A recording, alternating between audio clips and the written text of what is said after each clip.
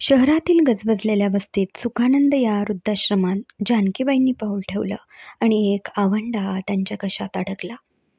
त्या क्षणभर त्या वृद्धाश्रमाच्या गेटपाशीच थबकल्या. आई, चल, विनय मागे वळून बघत म्हणाला. त्याने जानकीबाईंची बॅग आणि एक छोटी पिशवी पकडली होती. त्याच्या आवाजाने जानकीबाई भानावर आल्या.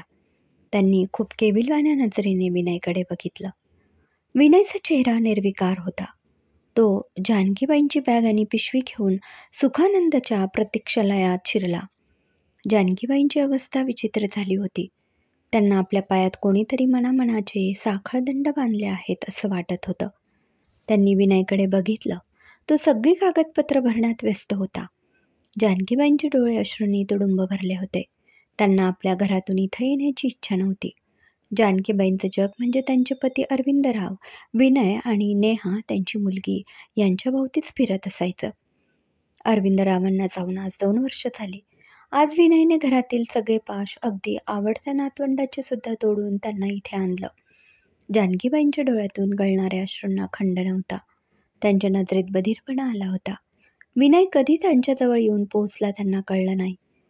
आई, चल आतमध्ये जा, तुझं सामान ठेवलं आहे आतमध्ये, विनय निर्विकार आवाजात बोलला.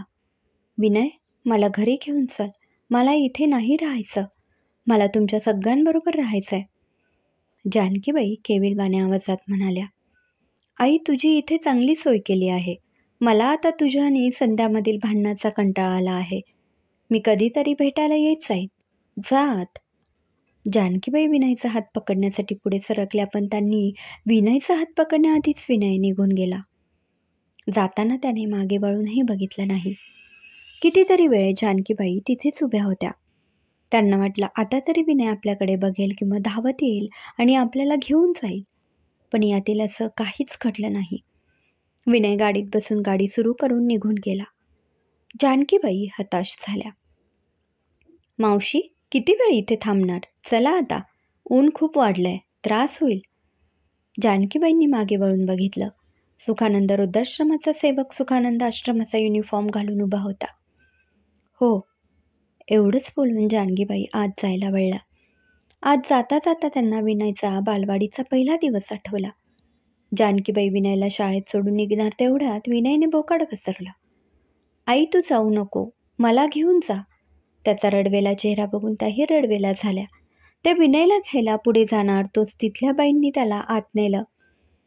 क्षणभर जानकीबाईंना वाटलं, त्याच गोष्टीची शिक्षा विनयने आज मला दिली असेल का? या विचारासरशी त्यांना एक हुंदका फुटला.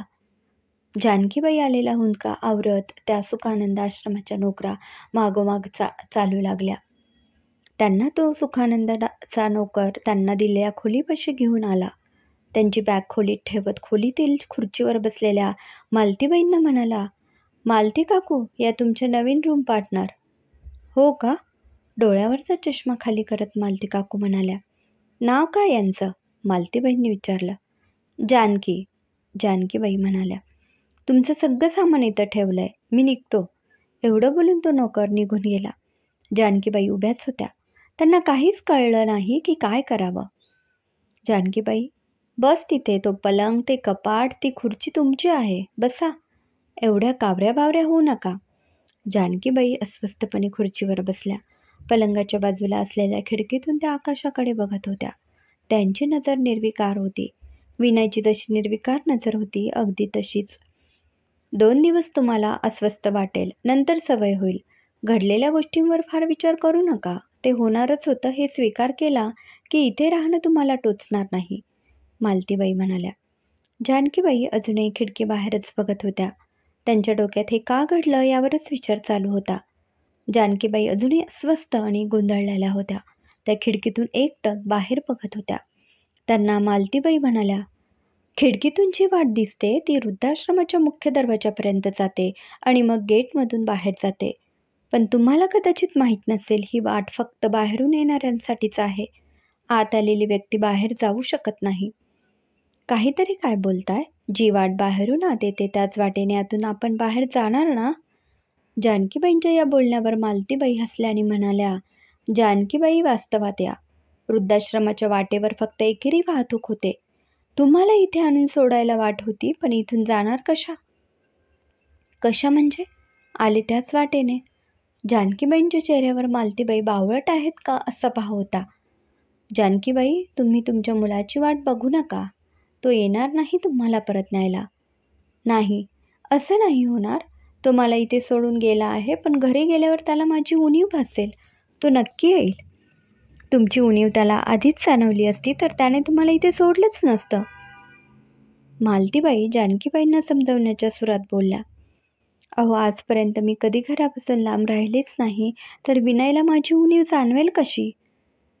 जानकीबाई आपल्या म्हणण्याचं समर्थन करत बोलल्या.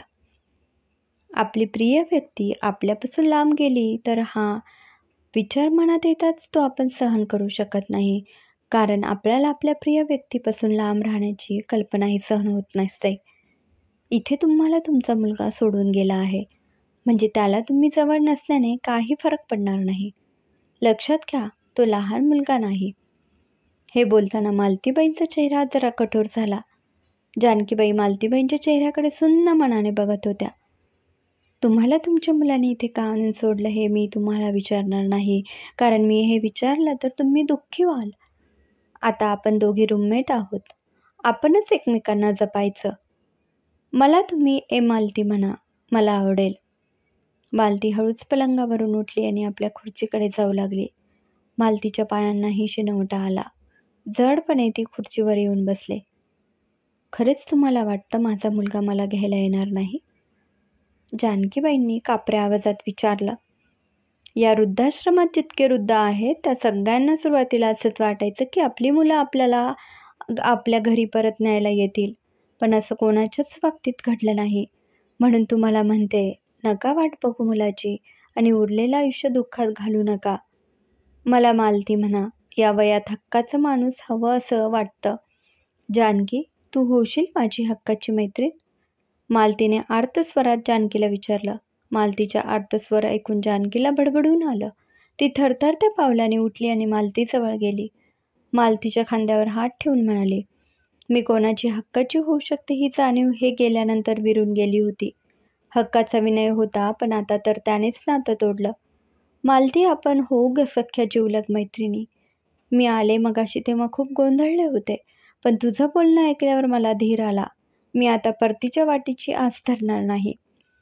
जानकी, खूप लवकर समजलं हे बरं झालं. तुला बघितल्यावर मला माझा या वृद्धाश्रमातील पहिला दिवस आठवला. मीही तुझ्यासारखीच भांबावले होते. मला कुणी समजवणारं नव्हतं. तुला बघितलं आणि ठरवलं तुला जितक्या लवकर वास्तवाची जाणीव करून देता येईल तितक्या लवकर करून द्यायची. थकलेल्या सुरात जानकी म्हणाली. मालती, मला बरेच दिवसांपासून असं काहीतरी होऊ शकतं असं मला वाटत होतं, पण जेव्हा प्रत्यक्षात घडलं तेव्हा मी हादरले. मुलांवर आंधळं प्रेम असतं आईवडिलांचं. विनय मला इथे सोडणार आहे माझ्या मुलीला मेघनाला माहीत होतं, पण तिचा तर साधा फोन आला नाही. तू म्हणतेस ते बरोबर आहे.